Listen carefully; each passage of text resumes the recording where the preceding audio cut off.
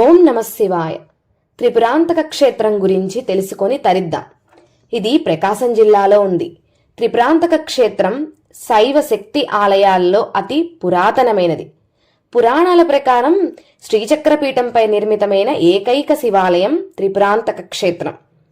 ప్రపంచంలో ఏ శివాలయానికి వెళ్ళినా పూజ చేయించుకున్నా ఈ త్రిపురాంతకేశ్వరుడికి సంబంధించిన మంత్రాన్ని ఉచ్చరించాల్సిందే. నమస్తే అస్తు భగవాన్ విశ్వేశ్వరాయ మహాదేవాయ త్రంబకాయ త్రిపురాంతకాయ త్రికాగ్నికాలాయ కాలాగ్నిరుద్రాయ నీలకంఠాయ మృత్యుంజయాయ సర్వేశ్వరాయ సదాశివాయ శ్రీమన్మహాదేవాయ నమః. మహిమాన్వితుడు త్రిపురాంతకేశ్వరుడు.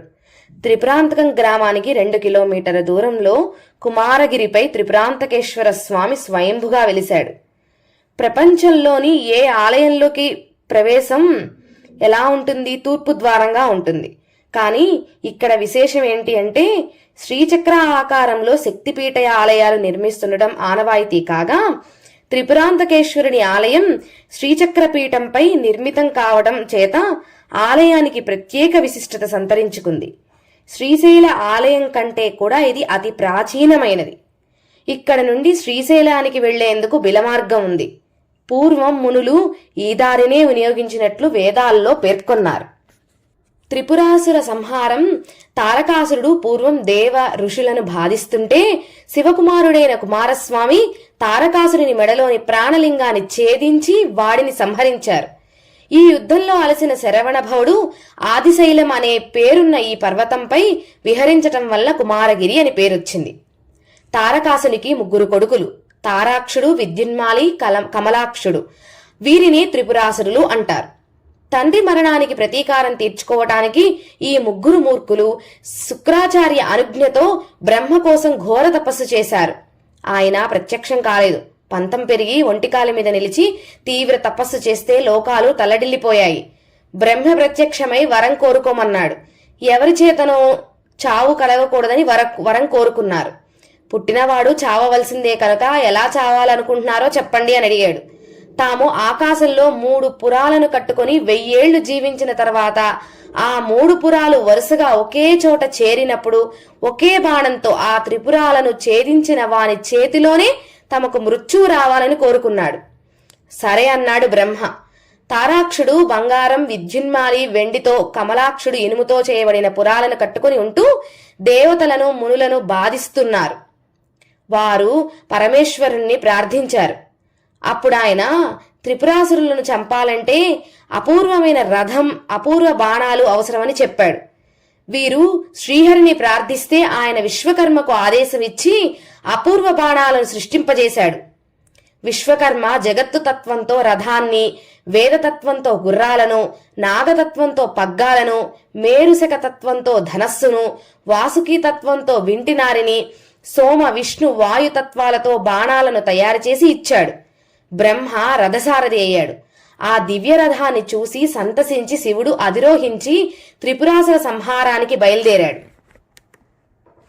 త్రిపురాంతకేశ్వర ఆవిర్భావం ఇంత చేసినా త్రిపురాసురుల తపోబలం వలన ఆ దివ్య రథం భూమిలోకి కుంగిపోయింది. గుర్రాలు నిలవలేకపోయాయి. ధనస్సు పనిచేయలేదు. రుద్రుడు విశ్వకర్మని పిలిచి సమర్థవంతమైన రథం నిర్మించలేకపోయినందుకు కోప్పడ్డాడు. ఆయన సిగ్గుతో తలవంచుకుని వెళ్లిపోయాడు. పరమేశ్వరుడు అంతర్ముఖుడైనాడు. పరదేవతను ఆత్మలో ధ్యానించాడు. లీలా వినోదిని బాలాత్రిపుర సుందరిగా ఆమె ఆవిర్భవించింది. శివుని ధనస్సులో ప్రవేశించింది. దీనికి ఋగ్వేదంలో ఒక మంత్రం కూడా చెప్పబడ్డారు. అమ్మవారి తోడ్పాటుతో రుద్రుడు బాణం ఎక్కుపెట్టాడు. దేవతలు అప్పుడు నమస్తే రుద్రమన్యవతో తైషవే నమః అని స్తుతించారు. త్రిపురాలన్నీ ఒకే సరళరేఖలో చేరాయి. రుద్రబాణంతో అవి ఒకేసారి ధ్వంసమైనాయి. దేవమునులు సంతసించారు. బాలాత్రిపుర సుందరి ధనస్సు నుంచి బయటకు వచ్చింది. శివుడు ఆమె సాయాన్ని ప్రస్తుతించాడు. ఆమె కృతజ్ఞతతో త్రిపురాసుర సంహారం చేసిన రుద్రుడు ఎక్కడ ఉంటే తాను అక్కడే ఉండి ఆయన సేవిస్తానని ఆయన అనుగ్రహాన్ని కోరింది. రుద్రుడు వెంటనే సమాధ స్థితిలోకి వెళ్ళాడు. ఆయన పాదాల దగ్గర ఉన్న స్థలం ద్రవించడం ప్రారంభించింది. పెద్ద గుట ఏర్పడి నీరు లోపలి పొరల్లోకి ప్రసరించింది. ఆ గుంటలోనే ఆయన వైఢూర్యలింగంగా ఆవిర్భవించాడు. దీనికి సాక్ష్యంగా వేదమంత్రాలు కూడా ఉన్నాయి. త్రిపురాంతకేశ్వరుడు ఆవిర్భవించిన ఈ దివ్య ప్రదేశమే కుమారగిరి. శ్రీ బాలా త్రిపుర సుందరీ దేవి ఆలయం చితగ్నికుండ సంభూత కుమారగిరికి దగ్గరలో ఒకప్పటి చెరువులో కదంబ వృక్షాల మధ్య శ్రీ బాలా త్రిపుర సుందరీ దేవి ఆలయం ఉంది. ఈ ఆలయంలో ప్రతిదీ విశేషమైనదే. ఆలయ గోపుర గర్భగుడిపై నిర్మాణ శైలి వివిధ్యంతో ఉంటుంది. ఇక్కడ అమ్మవారు స్వయంభుగా ఆవిర్భవించారు. అమ్మవారు నిర్గుణ శిలాకారంగా ఆవిర్భవించింది. ఇప్పుడున్న గర్భగృహం త్రిపుర సుందరీదేవి ఆవిర్భవించిన చితగ్నిగుండం. దీన్ని స్థానికులు నడభావి అంటారు. అమ్మవారు ఉత్తరాభిముఖంగా దర్శనమిస్తుంది. చితగ్నిగుండంలోకి దిగాలంటే 9 మెట్లు దిగి వెళ్ళాలి. ఒక్కో మెట్టు ఒక్కో ఆవరణ. అదే నవావరణలో బాలా త్రిపుర సుందరి ఉంటుందన్నమాట. ఈ మెట్లకు అధిదేవత ప్రత్యధిదేవతలు ఉంటారు. 9 మెట్లు దిగిన తర్వాత చితగ్నిగుండంలో నిర్గుణ శిలాకార రూపంలో అమ్మవారు కనిపిస్తుంది.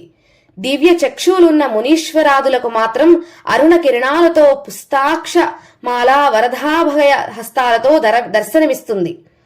సామాన్య జనం కోసం శిల ముందు ఒక విగ్రహాన్ని ప్రతిష్ఠించారు. ఈ విగ్రహానికి వెనక ఉన్న శిల మధ్య తెల్లని రాతి మీద శ్రీ బాలాయంత్రం ప్రతిష్ఠమై ఉంటుంది. విగ్రహానికి వెనక రాతి కిరీటం ఉండడం చేత యంత్రం కనిపించదు.